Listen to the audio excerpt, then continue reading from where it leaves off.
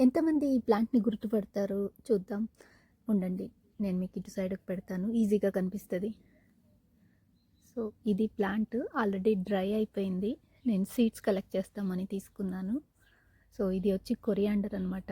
ఇక్కడ లోకల్‌గా జర్మనీలో దొరికే సీడ్స్‌తో దాదాపు 1 మీటర్ అంత హైట్ పెరుగుతది ఈ కొరియాండరు. నన్ను రెగ్యులర్గా అడిగే క్వశ్చన్లలో ఇది కూడా ఒకటి. ఏమి అంటే, మీరు వెజిటబుల్స్ సోయింగ్ టైం చెప్తారా అని చెప్పి. ఖచ్చితంగా అండి. ఇంక మీదట ఏ లీఫీ వెజిటబుల్ కానీ, ఏ వెజిటబుల్ కానీ నేను షేర్ చేస్తే దాని సోయింగ్ టైం కూడా మెన్షన్ చేస్తాను ఖచ్చితంగా.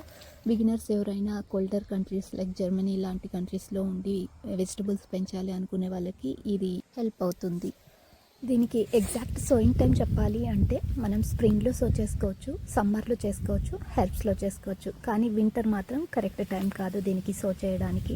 కానీ వింటర్లో పెరుగుతుంది, కానీ గ్రోత్ చాలా తక్కువ ఉంటుంది అనమాట. సో వింటర్లో మనకి వేడి ఉండదు కాబట్టి ఆ వేడి లేకపోవడంతో స్ప్రౌటింగ్ అనేది జరగదన్నమాట సీడ్లో. సో అది జరగదు కాబట్టి winter is the not best time for sowing అనమాట. స్ప్రింగ్ అండ్ హెర్బ్స్లో మీరు ఏ ప్లేస్ చూస్ చేసుకున్నా కూడా ఆకుకూర ఈజీగా పెరిగేస్తుంది కొరియాండర్. కానీ సమ్మర్లో మాత్రం మనం స్పెసిఫిక్ ఏరియాని చూస్ చేసుకోవాలి. ఎందుకంటే అది సన్ని తట్టుకోలేదు కాబట్టి ఒక షేడీ ఏరియాని చూస్ చేసుకోవాలి. అండ్ సాయిల్ని ఎప్పుడు మాయిస్ట్గా పెట్టుకునేకి ట్రై చేయాలి, స్పెసిఫిక్గా సమ్మర్లో. ఐ హోప్ ఈ టిప్స్ మీకు హెల్ప్ అవుతాయి అనుకుంటాను.